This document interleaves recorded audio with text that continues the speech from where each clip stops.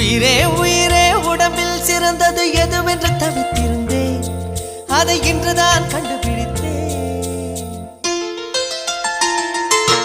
கண்ணென்னை காட்டியதால் என் கண்ணே சிறந்ததடி.